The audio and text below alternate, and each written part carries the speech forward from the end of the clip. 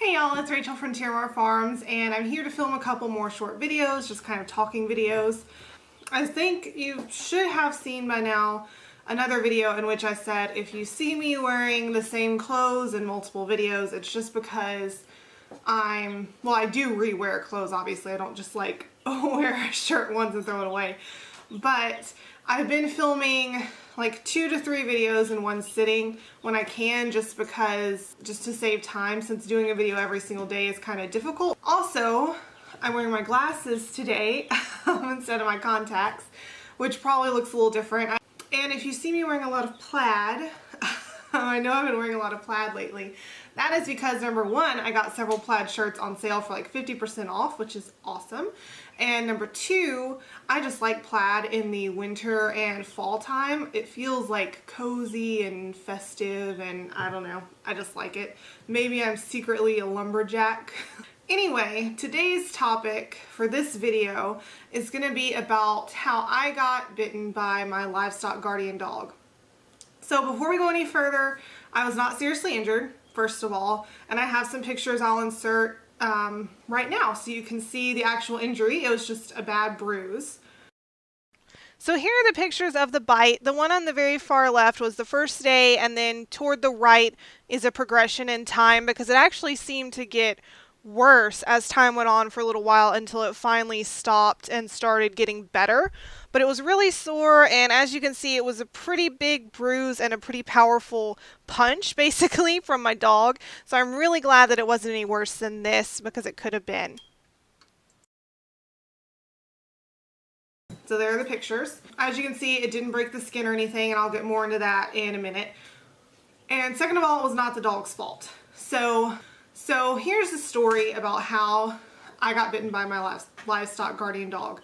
This happened on November 1st, and the bruise from it lasted, I actually still have a very, very faint bruise. It's almost completely gone now in December, but it lasted for a good long while, and it was really sore. Like, I guess it was a deep bruise because it was sore walking around and stuff like that on my leg for a good chunk of time there.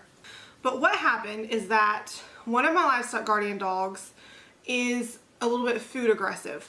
Now, that is a normal trait for livestock guardian dogs, and something that you should be aware of if you are thinking about getting livestock guardian dogs. I love my livestock guardian dogs, but they can be food aggressive, particularly certain breeds. But that's just an issue that you may have to deal with. She's not aggressive, food aggressive toward people.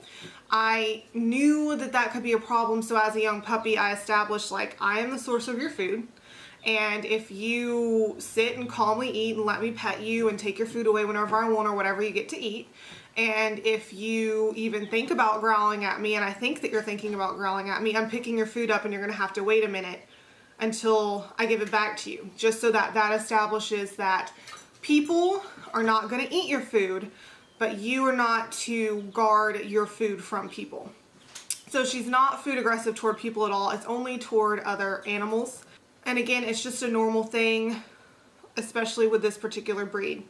So knowing that, my routine was previously that I would feed her and I would just stand there while she ate, just so that I could keep the other animals away from her and intervene, because sometimes goats in particular can be stupid and they want to come over and like try to eat the dog food, just basically to get on everybody's nerves, I guess. It's probably because dog food actually has a high percentage of grains in it if you're not buying grain-free dog food. And so I would stand there and watch her and keep goats away from her and stuff. She'd never seriously injured a goat or anything like that. She never injured another dog or anything.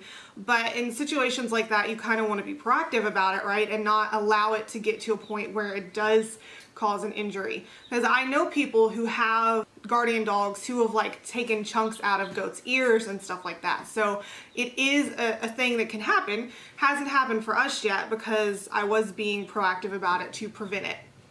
But on this particular night, I was not paying attention. It could have been a worse situation, because here I was not paying attention, not doing my job.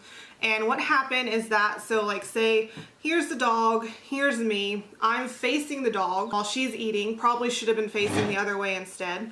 And then a goat came up from behind me, and I did not see the goat until the goat was already over here.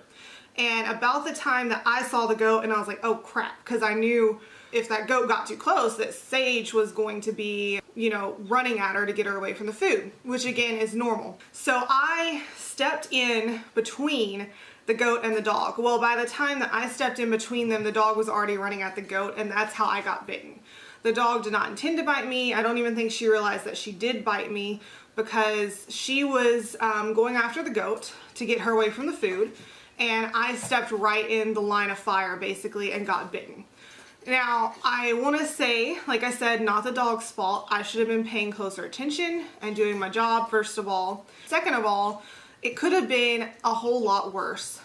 I don't think, actually I know that Sage was not biting with the intention of causing like actual physical harm. If you've owned dogs and you've ever seen them, you know, get in like a little spat over a toy or a dog bone or something like that, they have this bite where it's like bark, bark, bark, bite, bite, bite, where it's kind of like quick little small bites. And they're not like going in for the kill, obviously, because if a dog is going in to cause serious damage, they're going to be biting, grabbing on, and probably shaking. That's what dogs do when they actually want to cause harm. So this was more of a warning bite. I believe if she had been doing a serious bite and not just a warning bite, that I probably would have had a worse injury than I did, because like I mentioned earlier, I was not wearing jeans. I was wearing thin material pajama pants, like the knit kind of pajama pants.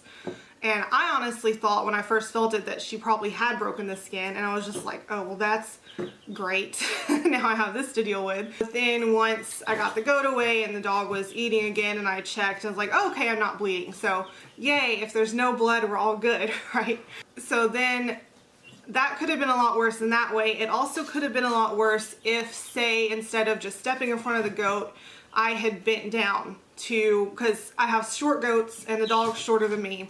So if I had bent down to grab the goat or to grab the dog, I could have easily gotten my face in between the dog and the goat. I could have gotten a hand in between the dog and the goat. And if either of those things happened, like I can't imagine how bad it would have hurt to get bitten on my face. You know, your face is a delicate area, no covering whatsoever on it. So that probably would have broken skin, probably would have really hurt, could have gotten an eye. I mean, anything like that could have happened. And it would have been through no fault of the dogs, it just would have been my own fault. So thankfully, I did not bend down and the situation played out the way that it did. Now, if you're wondering, we do have it set up differently now so that instead of me being there to guard the dog while she's eating, she's now in a separate area where she's on a leash while she eats. So no one else is getting around her at all, so we don't even have to worry about it. Like I said before, she's never actually injured a goat. I don't think she would harm one intentionally, but I don't want to have a goat lose an ear because they got too close to the dog's food, and that has happened to other people. The moral of the story, or why I'm telling you this, is two reasons. First of all, you have to understand, if you're homesteading and if you own livestock, that they don't have to be intending to harm you in order to cause harm. You don't have to have a 2,000-pound bull in your backyard in order to have a threat and a danger in your backyard. Even roosters, you have one rooster that has on occasion been aggressive toward people. And you know, if you have small children, we don't have small children who live here, that's right at eye level for a small child, a rooster with spurs. And you get a spur in your eye and that is going to cause some massive damage. And even smaller animals, like I have smaller goats, they can still, if you happen to step in between two goats that are headbutting, because I've been there, done that, again, not paying close enough attention to what the animals around me are doing, just kind of going through the routine, and stepped in between two bucks when one buck was about to headbutt the other and got headbutted in the back of the leg. That could take out a knee if it hits you just right, even a small goat. That's not even considering that, you know, I have small disbutted goats, because I don't believe in having animals that have horns. I think even a gentle animal with horns is too big of a liability to have around people when you're in as close contact as we are with our animals on a daily basis. Some people choose to have goats with horns, and that's an even greater liability for you and for the other animals, but that's kind of a different topic. I might do a separate video about why I disbut all of my animals that have horns and why I think that you should. But just for the purpose of this video, it's just important to understand that even animals that are gentle, even animals that are not aggressive to you, they can still cause you harm even on accident. They don't have to be intending to cause you harm in order to cause you harm. They could be going for another animal to headbutt or whatever. Or they could be being aggressive toward you, especially intact male animals. They have all those testosterone hormones running around, and during breeding season they can get aggressive, and even outside of breeding season they can be aggressive sometimes. You know, it happens where you can have a goat or a ram or a bull or whatever that you think, and I've seen these posts online and it drives me nuts. Oh, he was such a sweet bull. We used to pet him all the time on his head, and then one day he just snapped. And that drives me nuts, because you can't treat, especially an intact male animal, you cannot treat it as a pet, because it is a potential danger to you and to other humans. Because you never know, it just takes a split second for an animal that you never would have thought would have been aggressive to you to become aggressive, and it happens all the time to people. But that's just like my cautionary tale, to take the animals that you have seriously. You know, Patera from Appalachia's Homestead has a really good video about how she got injured by her cow, and her cow was not being aggressive to her. She was not intending to harm her. She was just trying to get to the food, and she ended up hitting Patera in the process. And I'll put a link to that video down in the description if you haven't seen it yet. So these animals are large, especially when you start talking about pigs and cows.